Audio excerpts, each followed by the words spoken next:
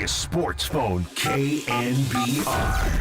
Sponsored by Industrial Metal Supply. On the Sports Leader. Check the live stream on YouTube at KNBR 1045.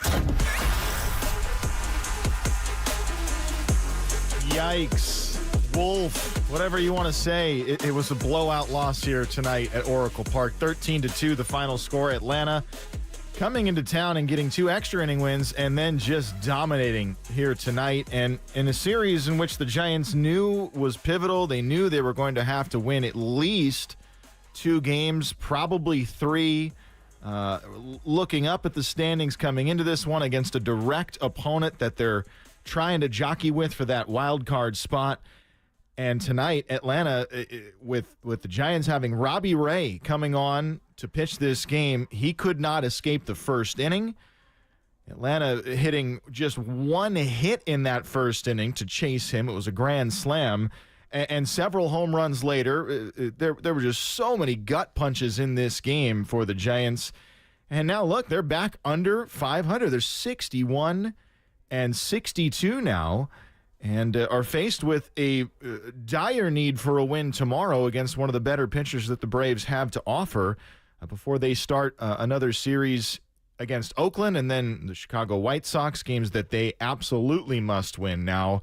But tonight, just not enough from this team to be competitive against the Atlanta Braves. And there were a lot of gut punches here tonight. And we can kind of run down through them, and I'm sure we will. And we'd love to get to some calls here. If you're leaving the ballpark, 808 KNBR, this is a night to kind of blow off some steam because this was a frustrating one after 2 really challenging and difficult games to take for the Giants in extra innings. This one just a not competitive game. The gut punches tonight, Robbie Ray just going those 2 outs in that first inning. He was walking batters. He was hitting batters. Gave up just the 1 hit, but it was a grand slam to a player that just came off the IL in Michael Harris. And he hadn't played in a big league game in 52 games, and he hit the grand slam. Sean Jelly came on. He kind of doused the fire there. He was probably the only bright spot tonight for the Giants in his relief work. The Giants did get a home run from Fitzgerald, but the bullpen giving up home runs themselves tonight. And the Atlanta Braves, I mean, they just proved they're the better team in this series, and they've taken 3 in a row. The Giants have dropped 4 consecutive games. And the Giants in this game, you know, they probably felt like they were sitting in an okay spot with Robbie Ray coming on to pitch this game. They were facing Grant Holmes, who's a 28-year-old rookie, just his 4th start as a professional at the big league level, and all he did was go a very strong 7 innings tonight, just giving up 2 runs in the process. I thought there were a lot of early swings from the Giants. They didn't really get a lot of pitches out of Grant Holmes in this game. Of course, maybe that's because they were down 5-0 before they ever had a chance to bat in this game. But the Giants, a 13-2 loss here tonight.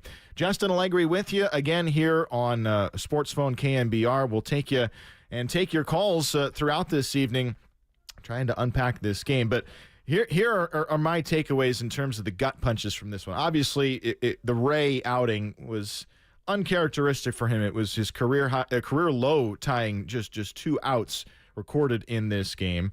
Harris, the first inning grand slam, was a big one. To add insult to injury, we were talking last night about the Giants trying to lay the bunt down with Fitzgerald, who had been one of their hotter hitters. Well, the first pitch that he saw in the first inning, he hits another home run. I mean, he is just on another planet right now with hitting the long ball, his 14th of the season. We'll go into some of that about the historic nature of the shortstop hitting a leadoff home run for the Giants at home. It hadn't been done in a long, long time, but that's a big gut punch, especially after the inability to lay down the bunt in yesterday's game.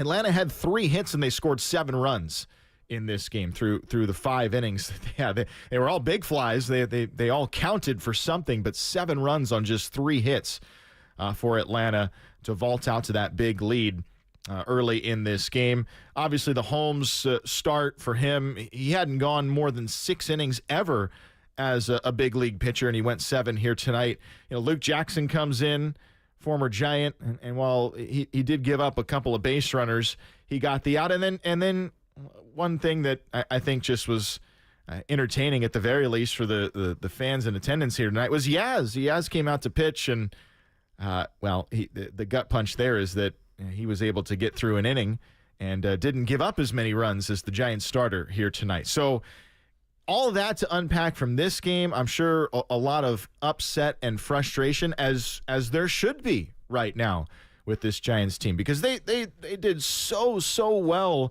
to get to a spot where this series was meaningful, and it was something that they could try and say, we win this series and we're right in the thick of things. The Giants had been playing well. They were 12-6 since July 26th, and it just didn't happen tonight. More offensive woes, just the 2 runs scored, and the Giants, who had been leaning so heavily on their pitching staff to get them to this point, they didn't get a good outing tonight. And I think that's just an outlier in this game, but it does add on to the frustration for this team right now and where they are, again, back below 500 at 61-62. Now, away from kind of just what happened in this game, the Giants did make the roster move earlier, and I do want to get into that at some point in the show, that Marco Luciano, the 22-year-old prospect, was sent back down. And we were listening right here on KNBR not all that long ago when Farhan Zaidi said that the move that the Giants made at the deadline with Jorge Soler being traded was to open up opportunities for Luciano to be the designated hitter, get some more at-bats. And not all that many games after that, Luciano sent back down to AAA. He'd gone just 4 for 21 with 7 strikeouts over 7 games since that move was made. And I think there's a case to be made kind of on both sides, where Luciano needs some more at-bats, needs some consistent at-bats, and you didn't want to maybe do that in a spot where the Giants were still contending. And this could be a spot where it's Luciano is Ramos 2.0. That's what you kind of hope for, because Ramos is about the same age that, or was the same age that Luciano is now when he made his debut, and now we're looking at him as an all-star season. But we got a chance to see Grant McCray, who was drafted out of high school, kind of slower development because he missed the COVID year. And we got a chance to see him tonight. Well, he didn't have his first hit as a big leaguer, and we didn't really get a chance to see what he can do on the base paths or with the glove. He is a very, very talented player, outstanding outfielder, outstanding defender in the outfield.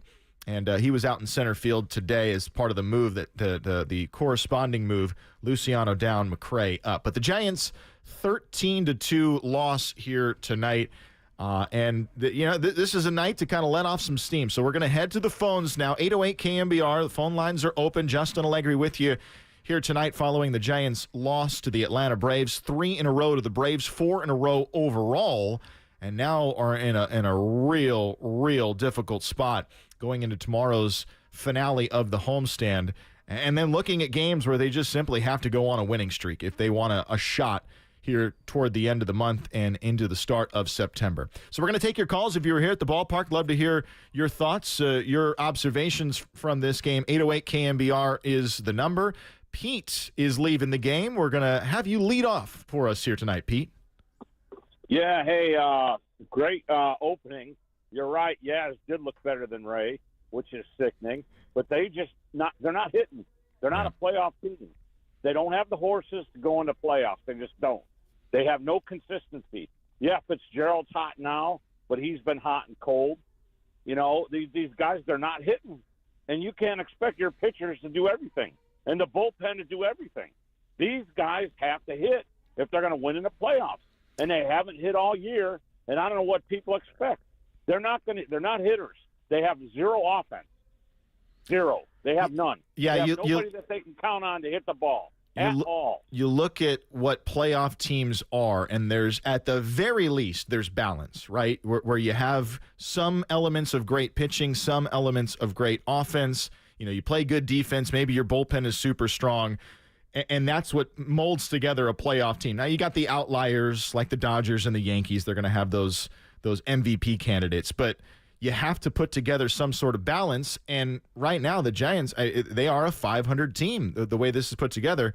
And there are pieces that when they get hot, it's great. But that's, I think, what you're trying to speak to here, Pete, is that the inability to have somebody in the middle of the lineup every night to provide consistency. We love to see what Fitzgerald's doing. Chapman has been great, but that inability to try and drive the ship a little bit on the offensive side, it's unfair to this pitching staff. You look at them. Go ahead. Night after night, they're not scoring runs. The last two nights, not tonight, but the last two, they had scoring opportunities and they blew it. They blew it before it went to 10 innings. It's been the story all year, and I'll end with this. If they're going to go to the playoffs, they better start hitting the frickin' ball and start supporting their pitchers. Otherwise, pack it up, DFA some people, and let's look to the spring. Thanks a lot. Appreciate it. Appreciate you, Pete. Yeah, it's frustrating because the Giants, in terms of record, they'd been playing their best ball coming into this series. So you're thinking, all right, there's a shot here, but you dive into some of those numbers, and it was the pitching staff that had a sub-3 ERA since July 26, which is when that streak of wins really started for the Giants. But it wasn't necessarily the offense doing their part to get that done. They were just averaging 4.5 runs per game. A lot of that came on the road trip where they went to good hitting ballparks. More challenging at-bats with runners in scoring position. And to me, the offense tonight just didn't allow for Holmes to try and work. They didn't get him to throw enough pitches early on. There were chances to score some runs for the Giants to try and make it a little bit closer in a couple of innings tonight. But when you're faced with a 5-run top of the first, I think you have to try and bounce back and try and be a little aggressive early on in the game. There were a couple at-bats that Matt Chapman flew out on the first pitch that he saw, and he's a guy that you want to be a veteran presence in the lineup. It just all around it was another night where the Giants, I think, started with some frustration, and with the deficit that they had early on, just couldn't bounce back from it. And now Atlanta has won 3 in a row. All right, we're going to go back to the phones now. Michael, who was also at the game, you're on Sports Phone KNBR. Hey there. So, we're headed back from the game, and, once, as you mentioned it, once Matt Chapman, flew out on the first pitch with the bases loaded, we started to really put on the side bets, and that was about, if Matt Olson was going to make more putouts at first than anybody ever in baseball before in a game, and then if any Giants pitcher should go through an inning without giving up a run. It was really kind of rough to see Yaz getting squeezed when he was pitching his inning. Not really good. Some of those were clearly strikes. And then the other really disappointing thing is, as somebody who hung out for the whole night, in the 8th inning, you can buy beer in the 8th inning still now at this park. They opened it up for another inning, but my kid couldn't buy a churro anywhere. So, here we could go out and buy a beer, but not any dessert in the 8th inning. And I think we need to have a note to Larry Bear about that. This was a night for a late inning churro. You have to get a little bit of fun in a game like this. You're right. You're talking about that second inning where it was Yastrzemski, Bailey, Wisely, 3 unassisted, 3 unassisted, 3 unassisted. And then to me, if there was an opportunity in this game to climb back into it, to try and make some noise and try and at least get Holmes out of his comfort zone, it was in that third where the Giants had Wade with the single, Ramos with the single, Conforto with the single, and then Chapman came up and on one pitch he flew out to right field. I think you're right, Michael. We've been talking a lot this week about the runners in scoring position, but maybe the question now is, and since you watched the game, maybe you'll have a take on this, how do you try and generate more offense? Well, there's no magic ticket for that, right? You have guys that are all professional baseball players, and they go up there and, this guy tonight, somebody earlier before the game said, maybe the Giants will do better against a guy they've never seen before. I am not on that team. The Giants tend to make guys they've never seen before look like Cy Young Award winners. They tend to do better against guys that are really good pitchers, but they have seen them before. It's almost like, they play up to the level of the pitcher they're facing at times, and it's really frustrating. So, there's a lot of young guys right now who have an opportunity to really get over the, cross the chasm, so to speak, right? And it's on them, and it's tough because you've seen these kids for quite a while. You've seen other guys for quite a while, and, I can't, obviously if I could decide how to help a guy, get a hit in a meaningful situation, I wouldn't be sitting in my car driving home right now. Michael, appreciate the call. Yeah, it's a tough one for the Giants right now, and it was already going to be an uphill battle. We knew that. We knew this was really the first series in a long stretch of games upcoming that the Giants needed to continue to play at the very least close to the level that they had been in terms of the wins and losses. And now with the first three, after 2 extra inning losses where they don't score runs in the 10th, and now a blowout loss, you're looking at a long, long road ahead over the next 6 or so weeks for the Giants. But Atlanta, I mean, to their credit, they've been a team that they were scuffling there for a little bit. They've had a lot of injuries this year, but they came into town and again tonight showed that they hit the long ball and they found enough pitching to hold the Giants once again here tonight. So the Giants lose 13-2, the final score here from Oracle Park this evening. They've dropped 3 in a row to the Braves, 4 in a row overall. We're going to go back to the phones now. Brian is in Modesto. Brian, you're on Sports Phone KNBR. Hey, I'll tell you how you get hitters to hit. You get better hitters who want to win more than the current hitters.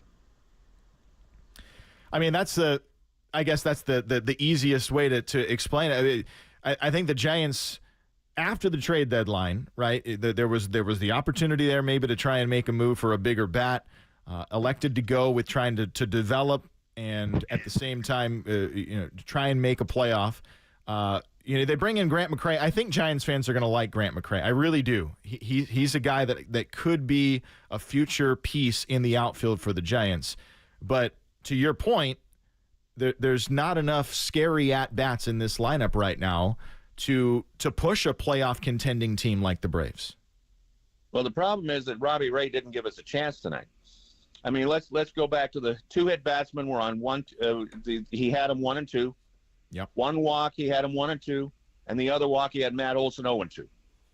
Yep. Yeah.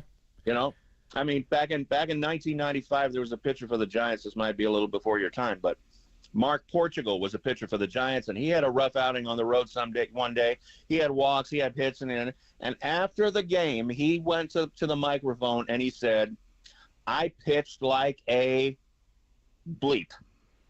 Oh, I'm sure that's what Robbie Ray is thinking right now. Well, okay. If he's thinking that right now, then he should say it. Yeah, Robbie Ray is a former Cy Young Award winner. I think if you ask him, he would wanted to get that final out and see if he could get more innings in this game for the Giants. But I think ultimately what it was, not only was the runs a real big problem, but for Robbie Ray, he threw 39 pitches in the first inning, and he's coming off of surgery that repaired 2 different things in his arm. The Giants do not want to risk his future in a game like this, and they had to get him out. But he is an ultimate competitor. He is a guy that obviously has had a great track record as a big league arm, and just didn't have it tonight. And I think you're right. I mean, it was evident with the hit by pitches, and the walks were high, and we haven't really seen a ton of that yet this year from him. But really, really frustrating overall. Brian, appreciate the call.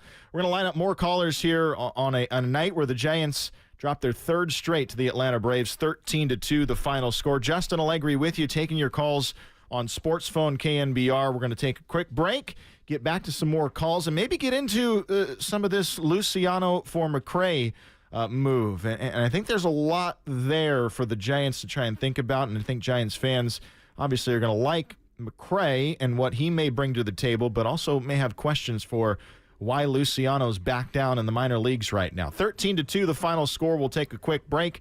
More coming up right after this from Oracle Park.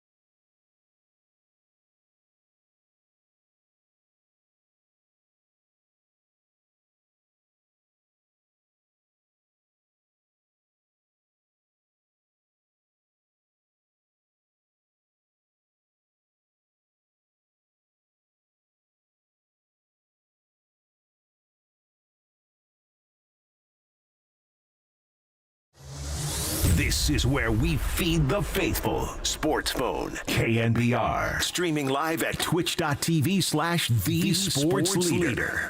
Because Encarnacion was swinging a little bit better at the time. Canna got here too. He was a potential DH as well, so things can change in a hurry.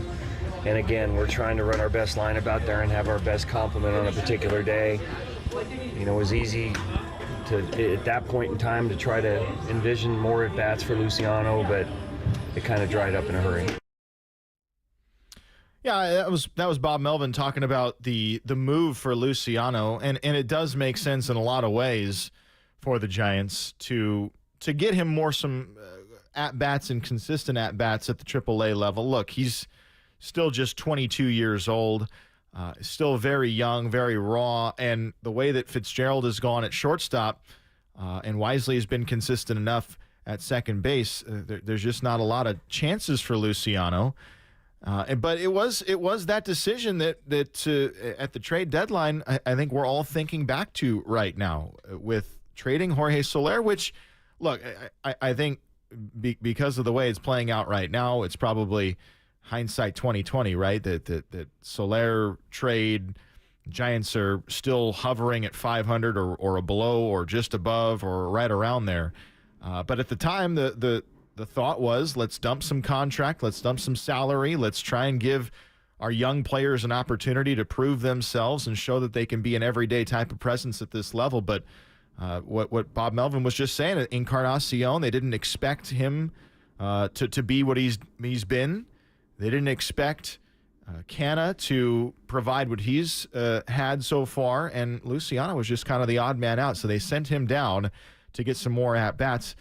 And I think you can look at this. I think of it as like an Elliot Ramos 2.0, because there was a time a couple of years ago, Giants fans were frustrated with Ramos. He'd come up and down for one season. Then he had another shot, and he came up and down, and he just didn't seem like he was doing it. Giants give him a shot this year after a little more experience, and he becomes an all-star. So hopefully that's something that can track for Luciano. And again, the other side of the hindsight 2020 is that, well, if you're going to send him back down, why didn't you try and trade and see if you can get something for Luciano at the deadline? But always you're going to think to the opposite scenario when one isn't working out. And right now it's not working out for the Giants. 13-2, the final score. Atlanta over the Giants here tonight from Oracle Park. We're going to go back to the phones. 808 KNBR is the number. Justin Allegri with you on Sports Phone KNBR. DJ in LA wants to talk Giants. Hey. What's going on, DJ? Can you hear me? Yeah, I got you.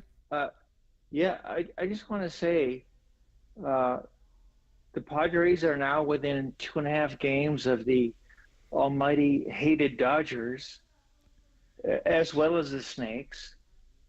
And last year, Melvin couldn't win in San Diego with Soto, Machado, Cronenworth, Profar, Kim, Snell, Darvish, Musgrove, and look what we got. Well, I agree with that.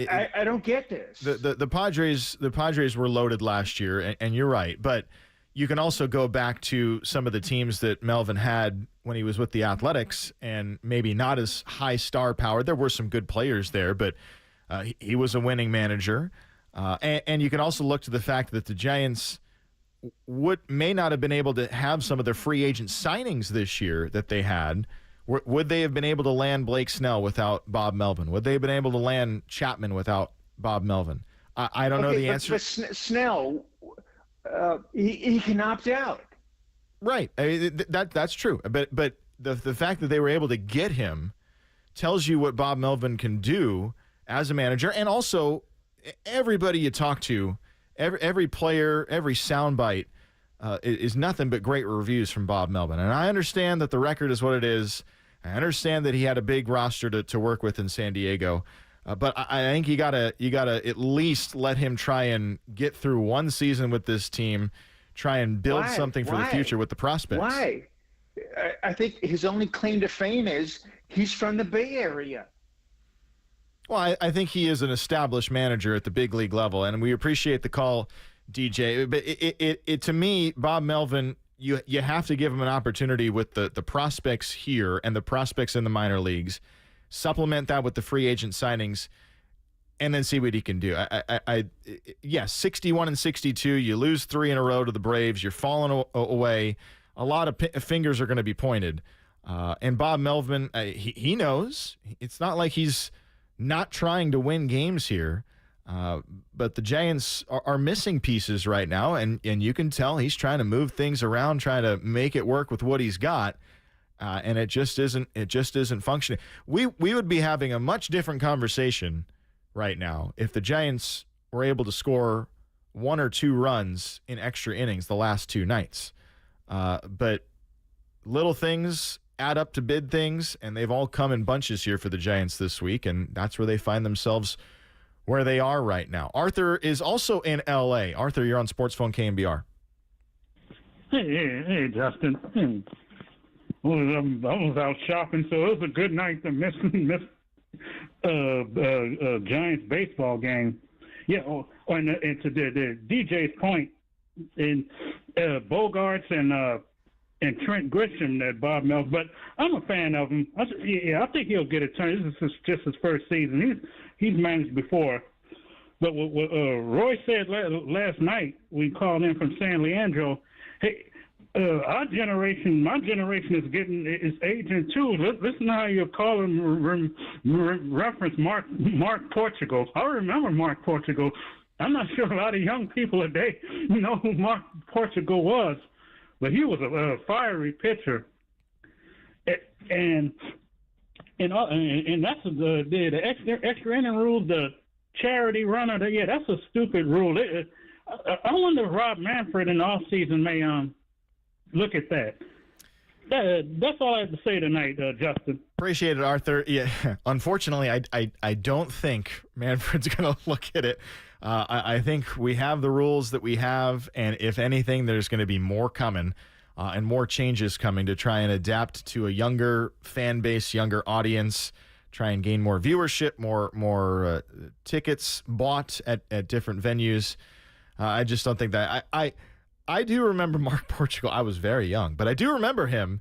I don't remember him in as much detail as the 2 callers we had tonight, but certainly do remember that. And you know, it's a night to show some frustration for the Giants here tonight.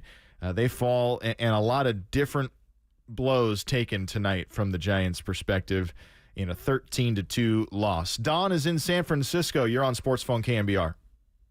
How you doing tonight? Well, you know, I could be better, Don. I could be better. You're right. It could be better, but you know, like I think this began like it started on Sunday, starting this loss, and then Monday night came, and I don't know. The hits just don't come true. The pitcher did good, you know, for those past 2 nights, you know. Yeah, I think the last 2 nights you can't fault the pitching. It was the offense that didn't get it done. Tonight, clearly, it was an outlier type start from Robbie Ray that he'd only have one other time in his career, and that just got everything off on the wrong foot. And then the Braves do what the Braves do. This is a team constructed in the modern day of baseball to hit home runs, and it was evident when they get the free bases in the first inning. They have 3 hits, and they have 7 runs up on the board, and it felt like very, very quickly here tonight. But that's the way the Braves are constructed. They may not out-hit you. They did tonight, obviously, but they may not out-hit you, and they'll hit a lot of home runs, and that's not what the Giants are doing right now. I think that's what they should do in the free agency next season. They got to pick up some good bats right here. You know, that's why we got to get those clutch hits. You know.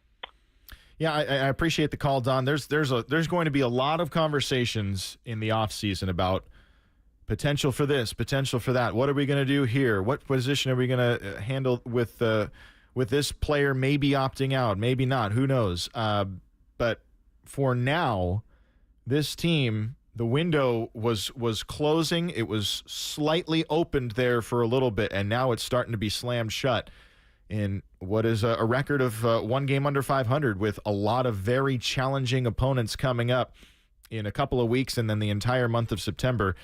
The schedule is not favorable for the Giants coming up. As much as you'd like to think the next week of games against the A's and the White Sox, who are just historically bad with all their loss. I think they're on pace to lose 122 games. You have to win the next two series. You have to get tomorrow's game, and you have to try and climb back up to your feet and reset here. But is it too little too late after these three losses, and now you're looking up at the wild card standings with two division opponents handling their business once again? And a caller just mentioned that they're not only handling the wild card standings, they're knocking on the doorstep of the Dodgers right now. And trust me, I think everybody listening to this loves to have the Dodgers feel a little bit of heat. But the Giants have a lot of work to do and can't be concerned about the Padres, the Diamondbacks, or the Dodgers right now. They got to be concerned about themselves and about winning some baseball games and doing it quickly. We're going to go back to the phones now. 808 KNBR is the number. I'd love to hear from you if you were at the game tonight. There were a lot of interesting observations to be made about this game, whether it be with the pitching staff, whether it be with approaches at the plate from the Giants. It was an interesting night, to say the least. 13-2, the final score. Justin Allegri with you. We're going to go back to the phones now. Gary in San Ramon, he wants to talk about the pitching staff. Gary, you're on Sports Phone KNBR. Hey, Justin. Yeah, just one question. Are you looking forward to the Cal football season? Yes, I am. I was at practice today, actually. So today and yesterday, watched the Bears do some work. They're still right in the middle of their fall camp, looking pretty good. Obviously, new conference for the Bears, new conference for the Bear fan base, ACC.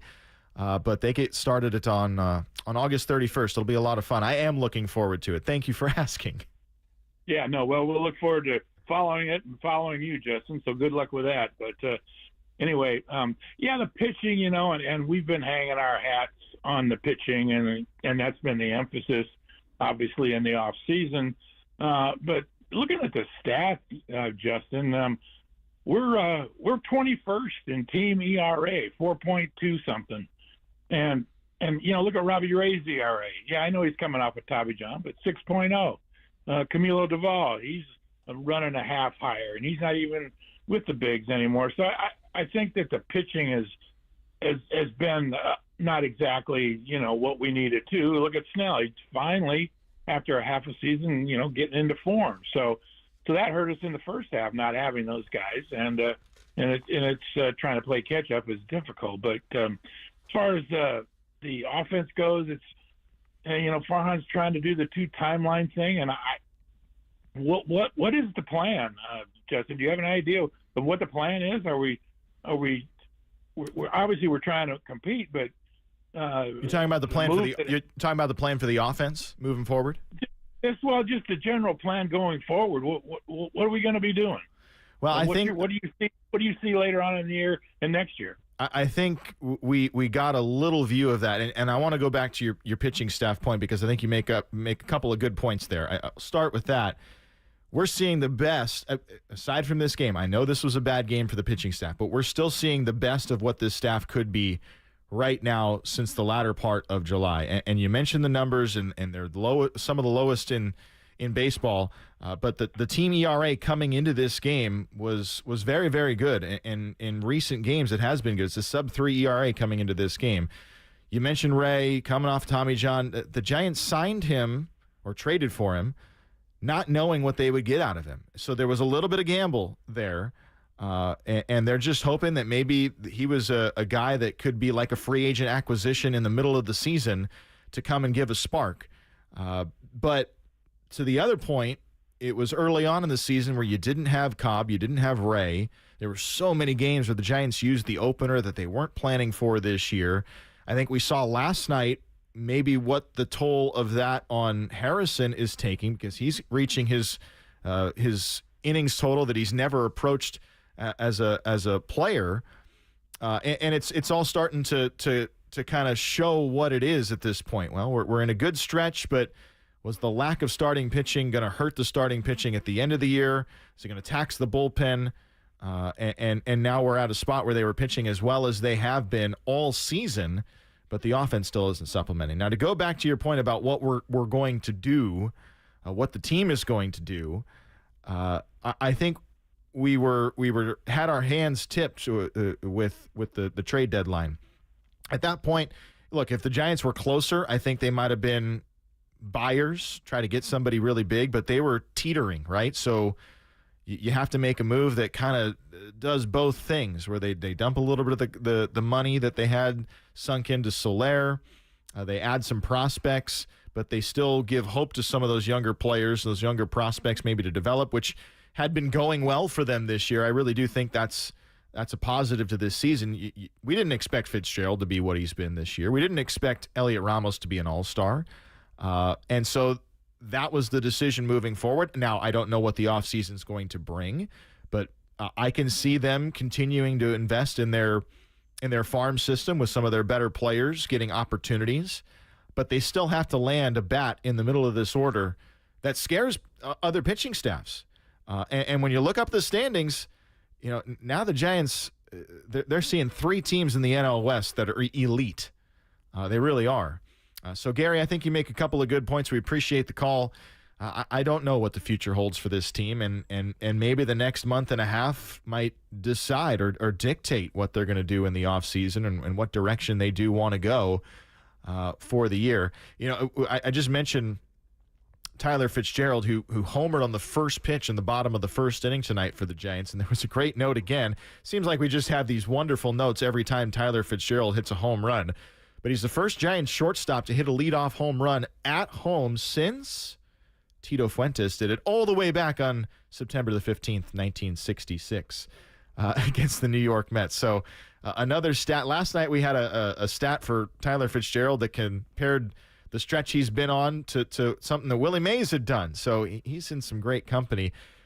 Tyler Fitzgerald on an all-time heater right now for the Giants. He's been fun to watch. But the Giants do drop this game here tonight to the Atlanta Braves, 13-2 the final score.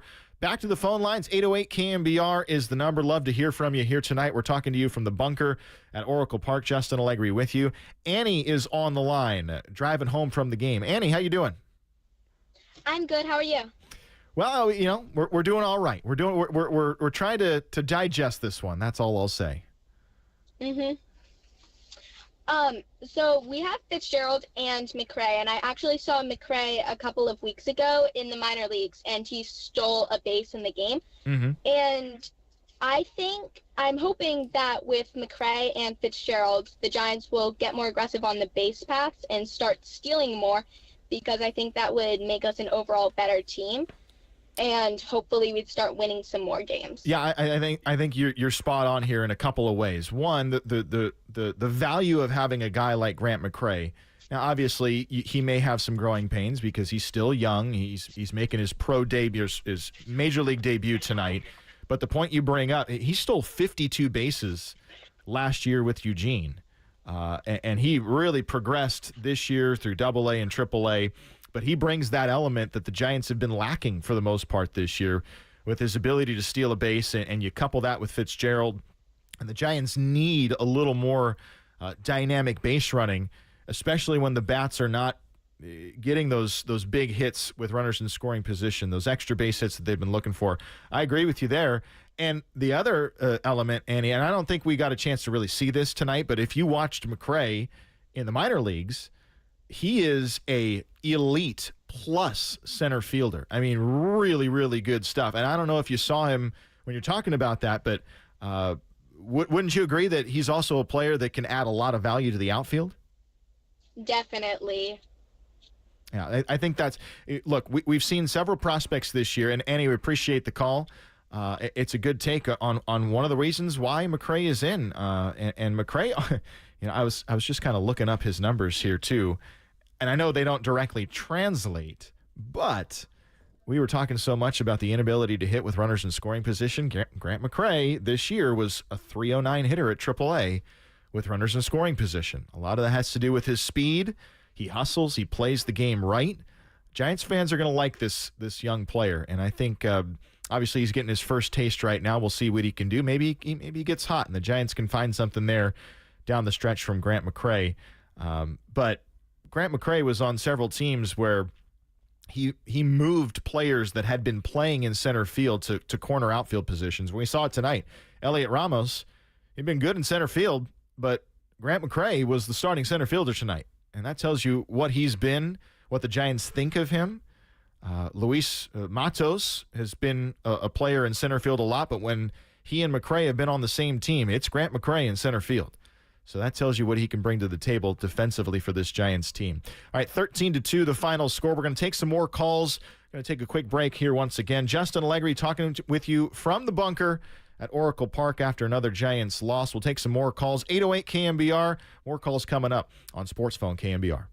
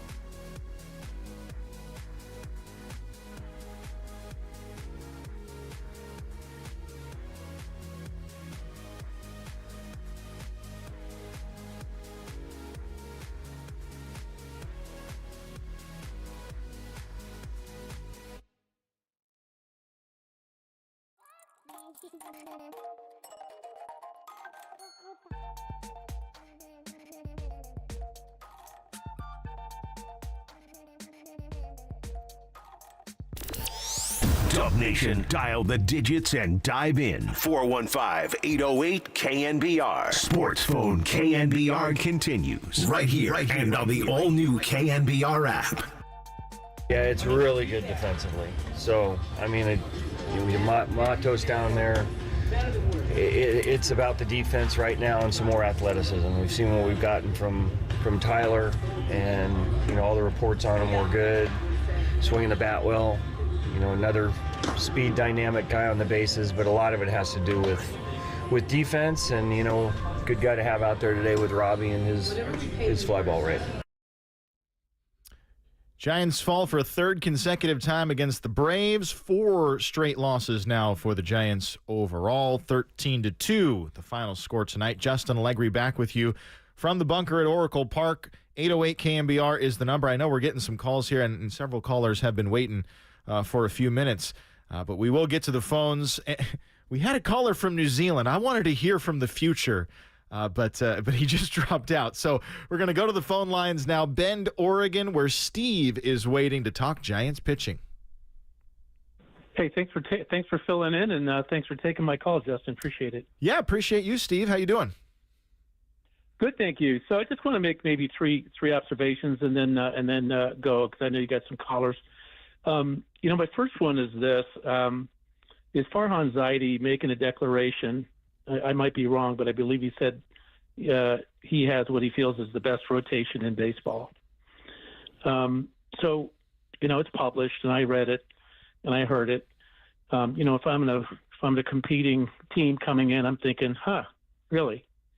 Maybe on paper last year, with the exception of Snell, I don't know. I don't remember Brian Sabian ever saying something that bold. I mean, it sounds like he's out of touch with his own team, let alone the sport in general.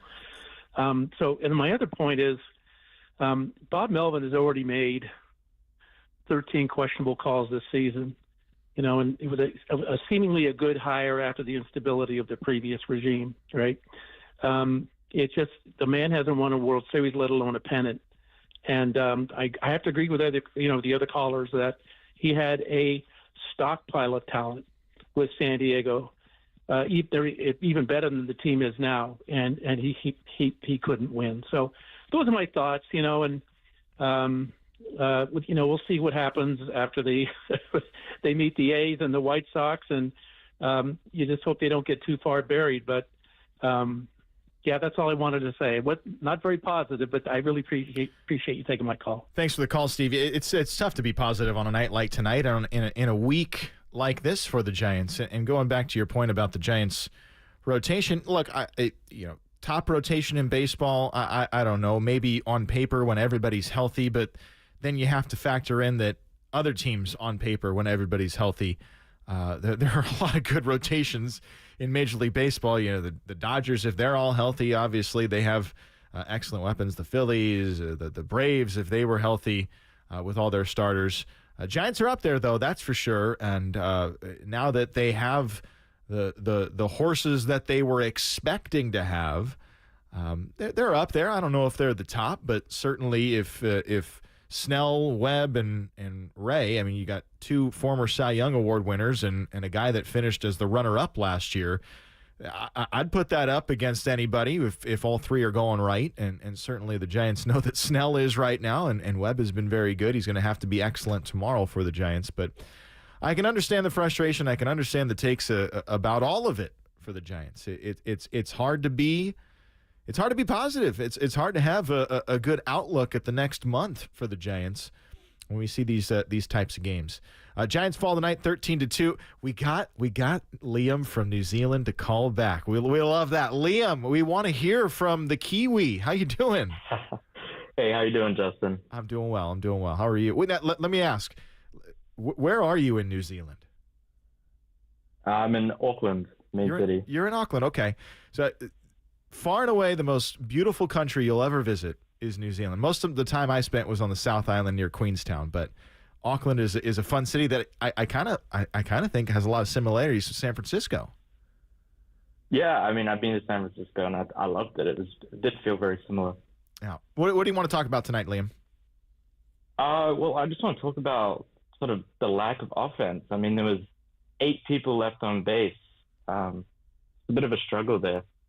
You know, you had Wade and also Ramos, not bad, 1 hit, but I mean, our best players tonight were Conforto and Fitzgerald, and just think there's just a lack of anything happening when there's someone on base, in most games this season. Yeah, and I think maybe not tonight. It wasn't as glaring just because the Giants were down so quickly in this game. But the runners in scoring position, again, the Giants had 2 hits with runners in scoring position, but it didn't seem like they were meaningful tonight. I mean, one of them loaded the bases. It didn't drive home a run.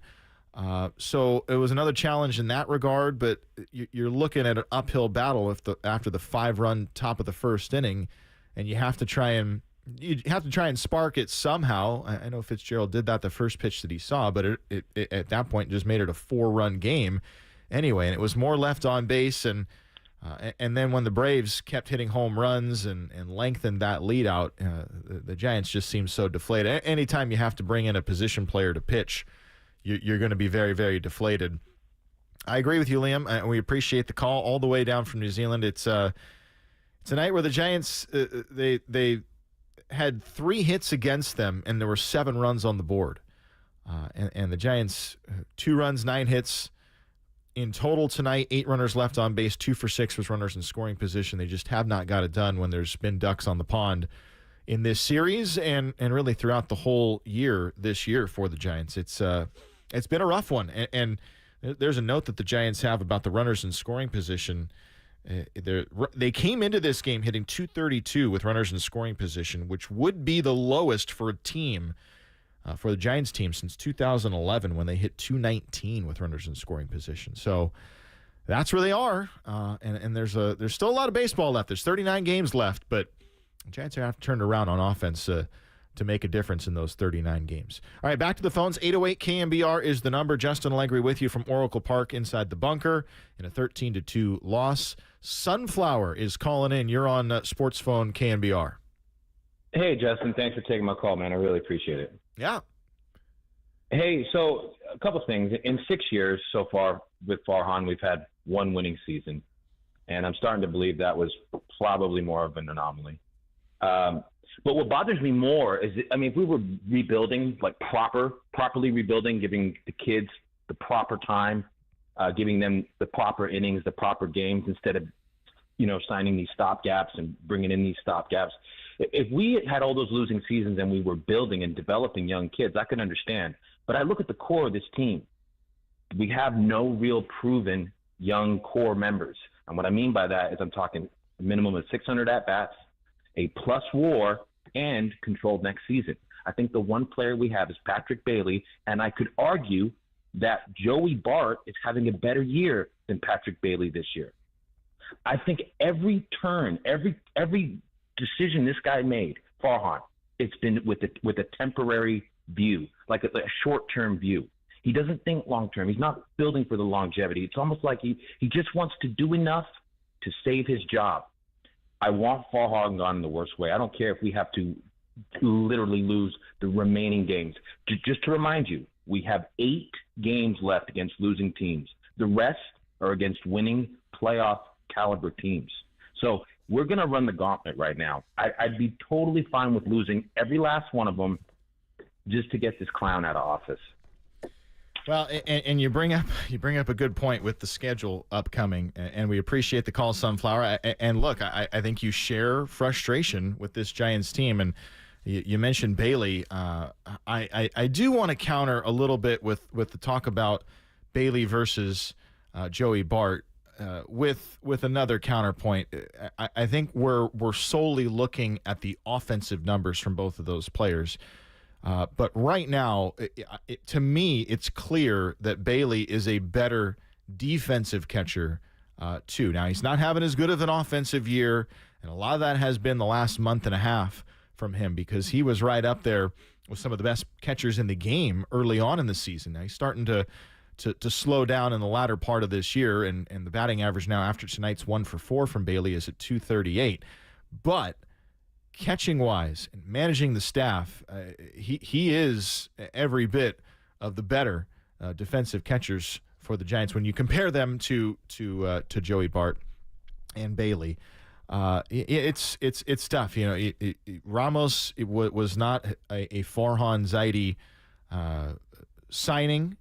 Fitzgerald was. I think those are the guys you kind of look at with the young core players that the Giants have. We saw Grant McCray tonight. We're going to see probably some more players coming in and out in September.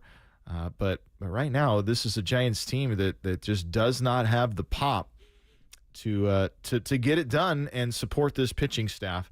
And you go back to the games upcoming for the Giants, and there are a lot of games against winning teams or contending teams.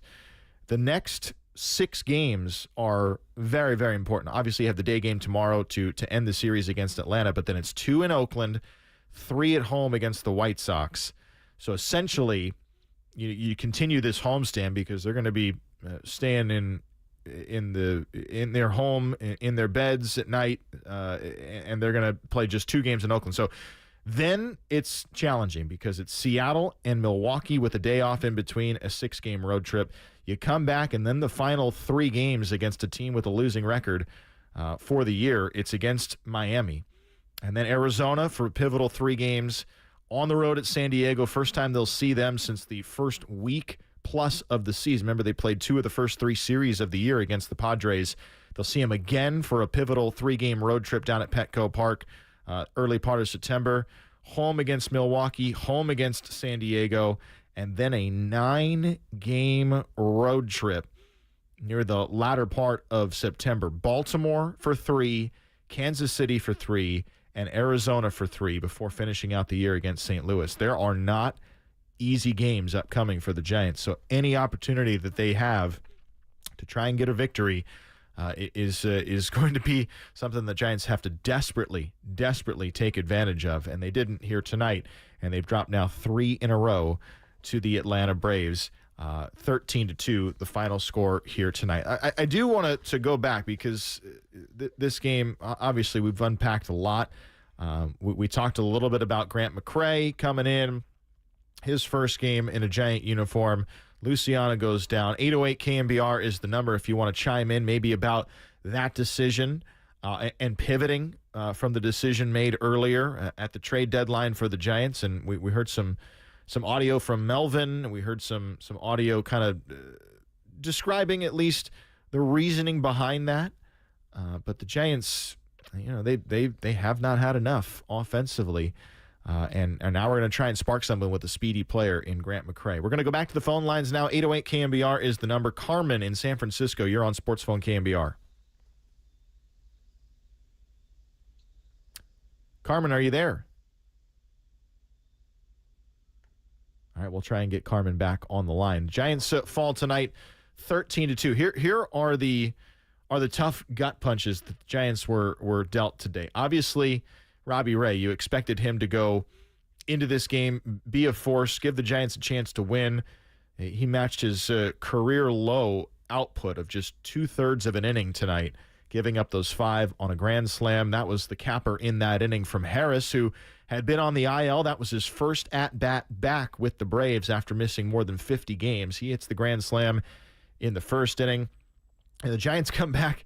And the irony in it, last night on this very program, we were talking about the decision to try and have Fitzgerald bunt in the 10th inning. You're arguably your best hitter on the team, certainly the hottest hitter on the team.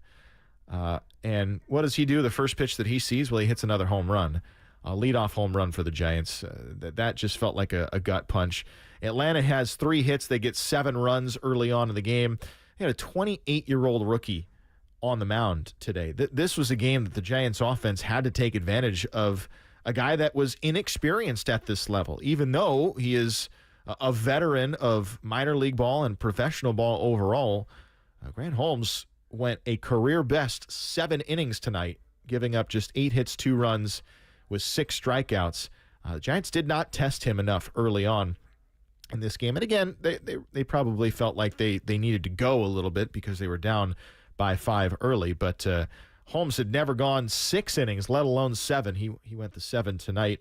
And then Yastrzemski comes on for the final inning for the Giants to pitch. And he got through an inning. He gave up fewer runs than the Giants starter tonight. So a lot that just felt like body blows, body blow, body blow. And it ended up being a 13-2 loss for the Giants here tonight at home at Oracle Park against the Atlanta Braves. And now you have to turn to Logan Webb tomorrow and ask him not only to be the stopper, but to try and eat some innings up too, because the Giants bullpen, they've used a couple of pitchers on back-to-back nights. And, maybe that's a piece from this game that we can talk as a positive. Sean Jelly, I mean, he did give up a solo home run, but that was the only hit he allowed in 3 1/3 innings of work. He had 1 strikeout. He at least restored order there for a while. And Sean Jelly, he was a starter in the minor leagues. Giants haven't used him as that at the big league level, and I don't think that's kind of his profile at this level. But Sean Jelly did a nice job coming in tonight to at least eat up some innings in his longest outing since last September. He had not gone more than 2 2/3 this year, and he went 3 1/3 here tonight for the Giants to at least help that bullpen a little bit. And then they go to Miller, Roop, Rogers, and the Giants do fall tonight, 13-2, the final score. Justin Allegri with you on Sports Phone KNBR. We're going to take another break. More from you and your calls after this.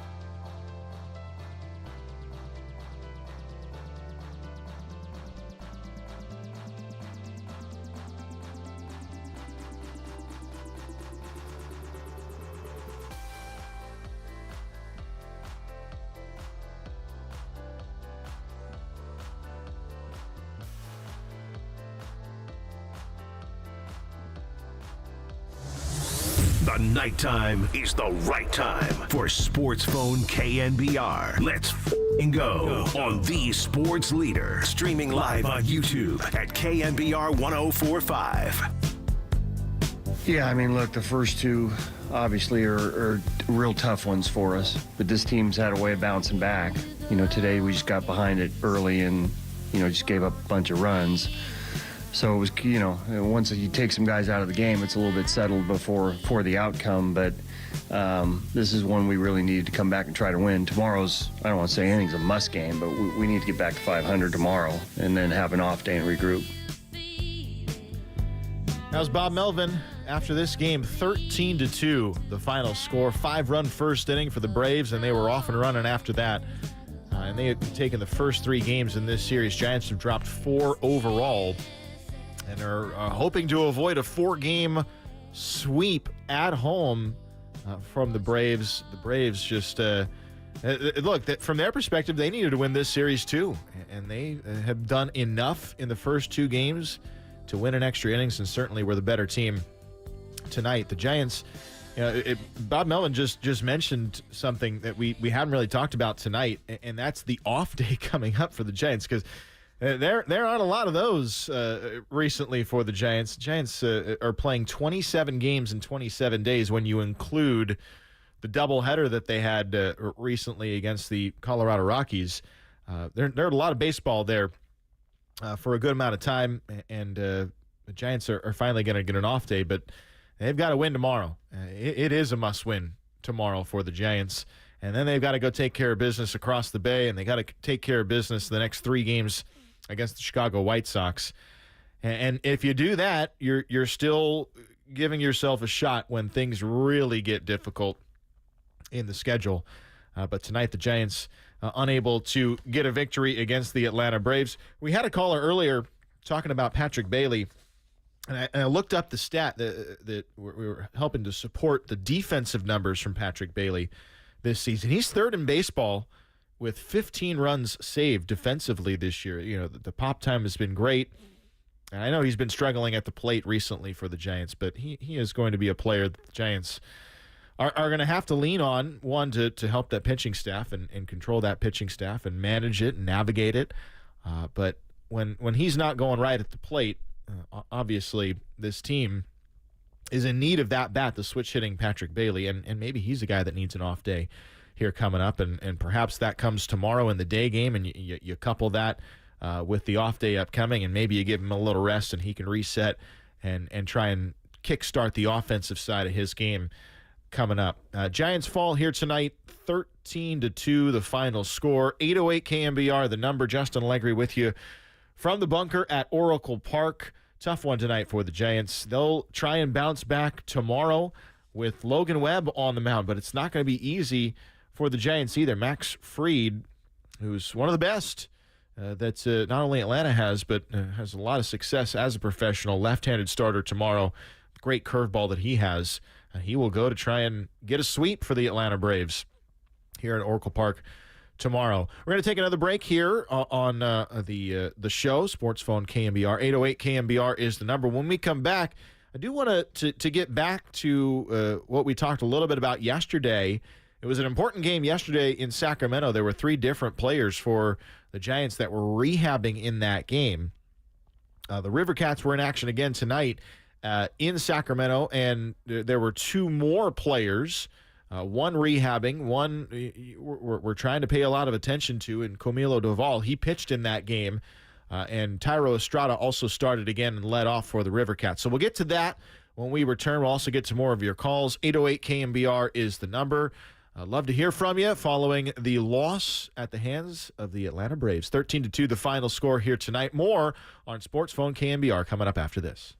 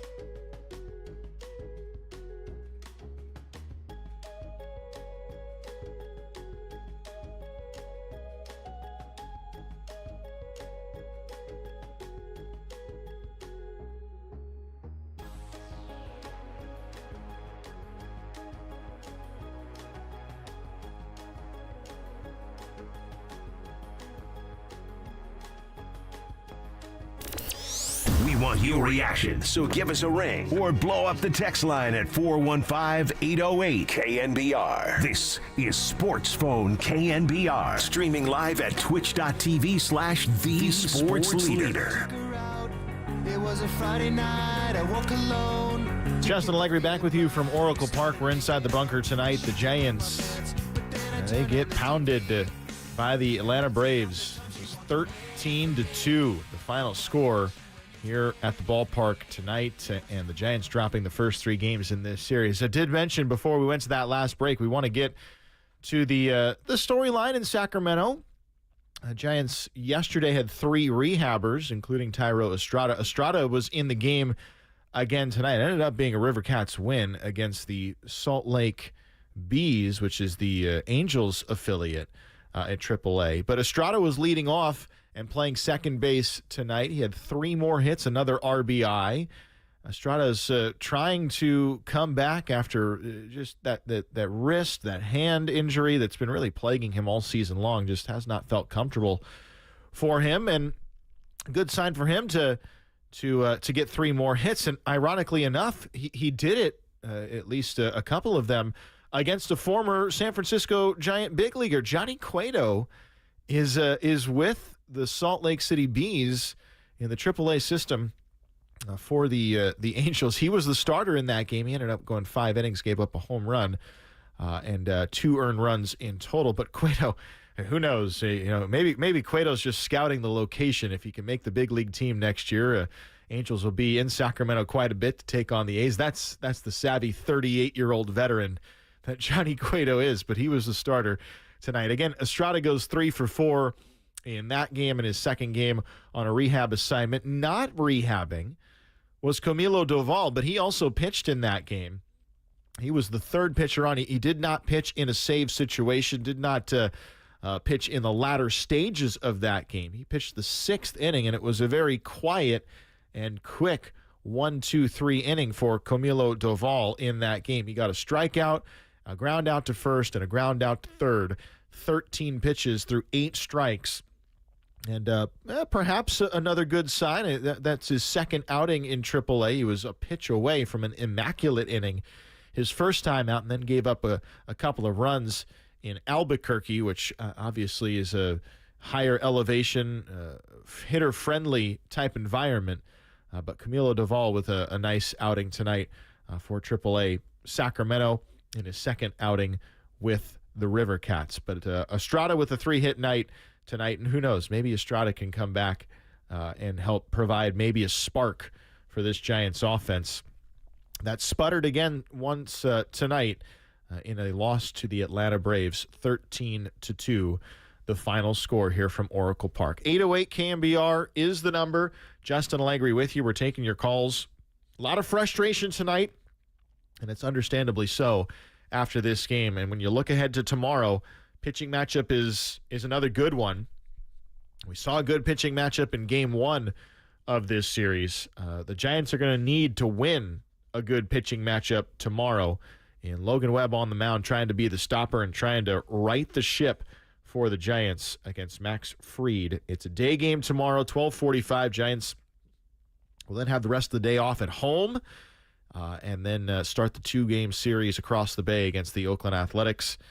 Their final trip to the Coliseum, and then 3 more games against the Chicago White Sox, who are on pace to lose more than 120 games this season. So must-win games coming up for the Giants. Got to string together some offense, got to string together some positive output, positive outcomes, and hope that can be enough to try and re-spark the surge that the Giants have had here recently since the last week of July. But 13-2, the final score here tonight. We'll take a break.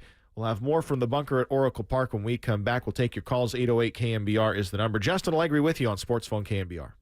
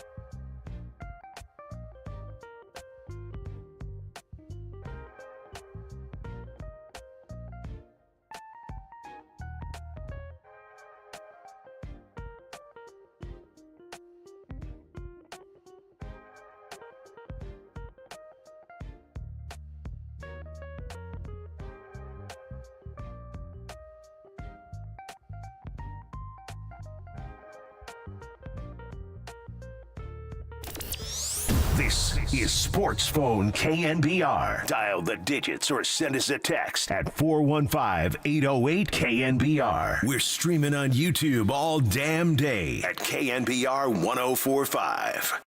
Throws. Swing. There's a high fly ball to deep left field. Soler back right in front of the wall. He leaps. It hits the top of the wall. Bounces into the bleachers. Home run. Tyler Fitzgerald hits the first pitch thrown by Holmes, and it just barely made it over the left field wall and just beyond the grasp of Jorge Soler, and the Giants get one of those runs back right now. Tyler Fitzgerald on an all-time heater right now. Another home run from him tonight. It's just been incredible from Tyler Fitzgerald.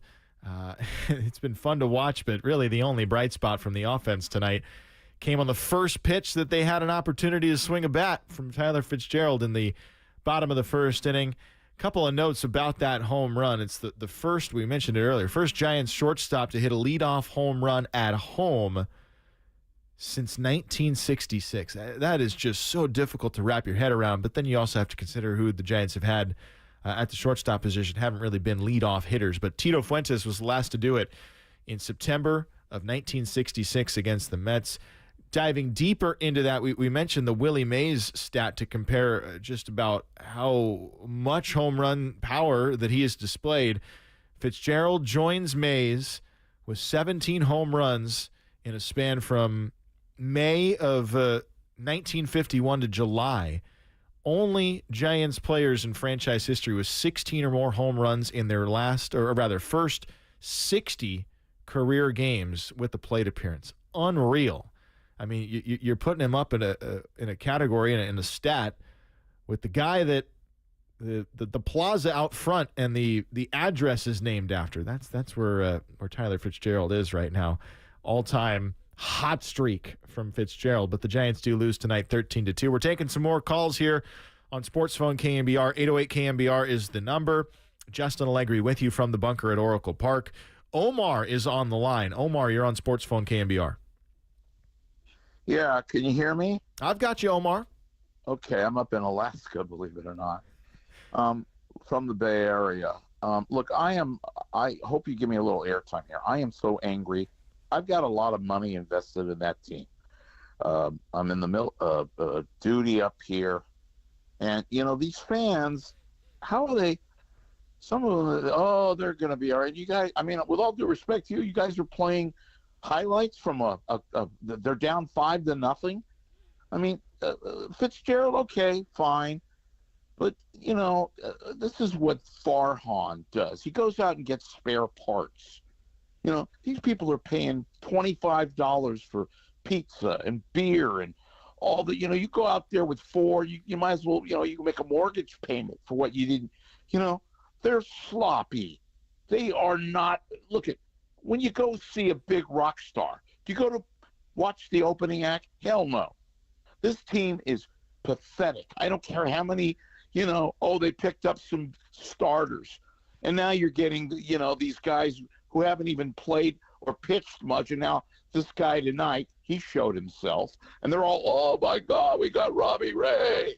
And, oh, my God, we could split the series. Yeah, good luck with that.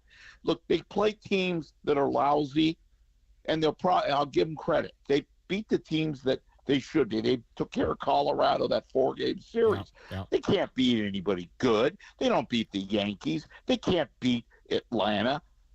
They can't beat the Dodgers. Well, that's where this team is right now. And Omar, we appreciate the call. First of all, we appreciate your service and appreciate the calling in from Alaska here tonight. And I think to echo kind of that thought, I mean, the Giants' record at 500, that's kind of what this team is right now. And when you look up at the standings with everybody else and the firepower that the teams have that they're trying to catch, it is very, very frustrating to see what this team is lacking and is missing out on this season, especially when you know that, you know, it maybe a few years ago you're thinking, all right, this team can contend. The Dodgers have been what they've been. They've spent all the money. They have all the star power. But now we're starting to see not only the Padres threaten, but the Diamondbacks went to the World Series last year. Nobody really expected that. And now they're going to contend again for another playoff spot and maybe put some more heat on the Dodgers. So the Giants, I think that adds on to the frustration. They're looking at 3 teams in their own division that have put together rosters to contend and to put pressure on the highest salary team in Major League Baseball in the Los Angeles Dodgers. So, yeah, that is a great source of frustration. 808 KNBR is the number. Giants fall tonight. We're going to go back to AJ in Arizona. You're on Sports Phone KNBR. Justin, another hot one out here in the desert. Driving through Scottsdale tonight, and I thought about this as I was driving through to give you a call. We're a long ways from last spring training, and we're a long ways to next spring training. And the reason why I say that is because, honestly, I gotta kind of reflect on the sentiments of the last caller. The Giants fans do deserve a lot better. We deserve a ton better. I mean, we've been going through this now for some 5-6 years now with the Farhan program. And you know what, man? I think a lot of Giants fans are trying to hold on to hope, but it's been really tough with what he's been putting out there the last few years. So I know I kind of had some sentiments last night about going back to yesteryear and trust. The Giants need to trust in their farm and build up their farm and bring these kids up a lot sooner. And yeah, how many of the diehard Giants fans might not have the patience for that? Well, we're 6 years into this now, and look what we got to show for it. Not very much to show for it. And so on the positive side, let me just make a positive comment. You know, you're right. You alluded to the Diamondbacks. Last year, they went on a run. They went on a very similar run where they were not really in the race, and all of a sudden they put it together. The difference was in comparing them to what the Giants are trying to do this year is they had a little bit more pop in their lineup. They had a little bit more youth, young stars. They had the Rookie of the Year, you know, and so I think with the D-backs, they showed that it's possible if the pitching and the hitting came together. But I think the Giants lack an offense right now, and that's really killing us. So, I mean, I still want to believe. I still want to have hope out here from the desert and give you kind of that perspective. But it's not looking very good right now. So I just got to hang in there, say go Giants, and we'll see what happens. Appreciate the call, AJ. Yeah, it's tough. I mean, you look at what Arizona did last year, and what they did is they played the game a little bit of an old school type of way. They moved runners over. They used their speed to their advantage. They snuck in, and I'll say that, they snuck into the postseason, and then they started to surprise some people and used all of that to their advantage to get themselves in a spot where they were competing for a World Series championship in a year that no one had them on that radar. So yeah, it's frustrating. And to AJ's point, last night he was calling about accelerating some of the prospects. Well, sure, we saw Grant McCray tonight. I'm still really excited to see his at-bats coming up while he's here at the big league level, what he can bring to the table, what he can bring to the table as a defensive outfielder, what he could bring to the table as a base stealer. Maybe try and help generate some more offense. Perhaps that's one of the more key elements as to why he was brought up at this point in time. You know, and I think he was in a tough spot tonight where he's making his major league debut. He sees 5 runs on the board before he's even into the dugout. And then also he's facing a right-handed pitcher tonight is been a little bit more of a challenging side for him this year, and in the minor leagues. The numbers were great for McRae against left-handers this year, but against right-handers not as good. But he has been good with runners in scoring position. Anyway, so we'll see if McRae can get a couple more starts under his belt and see what he can provide the Giants. I think they're just kind of hoping at this point that maybe they can catch lightning in a bottle and see if he can be a spark for this offense. See if he can kind of do maybe what Matos did, not to that extent, when he went red hot for a few weeks when he joined the team earlier this year. Who knows? But Grant McRae is one of those prospects that's coming up, and the Giants will get a couple of extra positions and spots in their roster come September 1st. How they're going to use that with the prospects they have still to be determined, but maybe that is the time to try and push the chips in and say, hey, let's give some chances to these young players and see what they can do for this team. But that window, again, is closing now this season for the Giants. They fall back below 500 tonight after a 13-2 loss at the hands of the Atlanta Braves. They've won 3 in a row. The Giants have dropped 4 in a row. And now we'll try and salvage the final game of this series tomorrow afternoon from Oracle Park. We'll take another break here on Sports Phone KNBR. We'll take more of your calls coming up after this. 808 KNBR is the number. Giants fall tonight 13-2 to the Atlanta Braves. More coming up after this.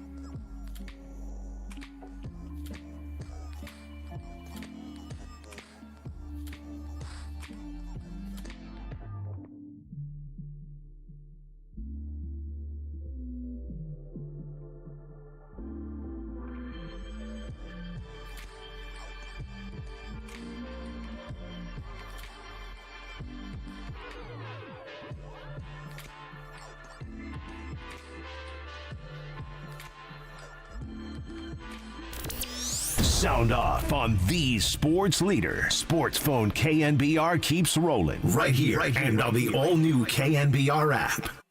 Coming off a long time off, and you're going to have some tough ones. I couldn't let him go any more than that. I couldn't let him throw over 40 pitches with what he's been through, but sometimes there's going to be some soft spots, and today it was more about his command. The velo was down a little bit. As the inning went along, it picked up some, but yeah.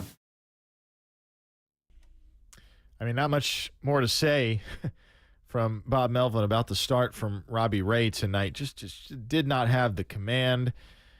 Compiled, hit a couple of batters, walked in a run, and the only hit he gave up in that first inning, he hung a curveball up in the zone, and Harris did not miss it. It was a splash hit. It was a grand slam, and it was a gut punch for sure to the Giants in the first inning here tonight from Oracle Park. It's what the Braves do, though. They're without a couple of their bigger hitters. Certainly one of the best in all of baseball in Acuna, but Braves scored a season-high 13 runs tonight. Atlanta has now hit 159 home runs this season, which is fourth most in the majors, second most in the National League, only behind the Dodgers, who have hit 162. And they're now tied with the Dodgers with 10 games this year, hitting 4 or more home runs in a single game. It is what the Braves do.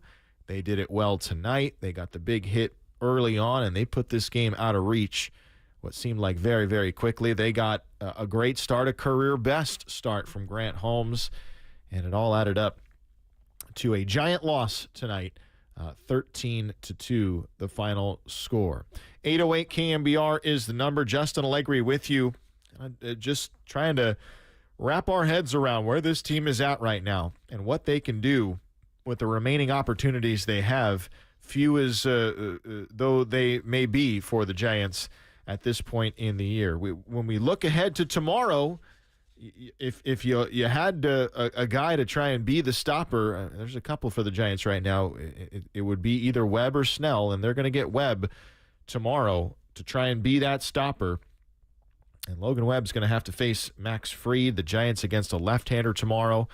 And it's a quick turnaround with a 12:45 first pitch, but they're going to need to figure out a way to win the game tomorrow, get back to 500, and then the next 5 games after that against the White Sox and the A's, they need to win too. And then we'll be talking about a different spot for this team, giving themselves an opportunity. But it all has to start tomorrow with Logan Webb on the mound, and he's going to have to do what he's been doing, and that's pitch deep into a game and help the bullpen rest up a little bit after eating as many innings as they have tonight, and then back-to-back extra inning games prior to that against the Atlanta Braves. But the Giants getting just 2 outs in the first inning from Robbie Ray, gave up the 5 runs. Fitzgerald hits another home run, but Atlanta with 4 home runs themselves.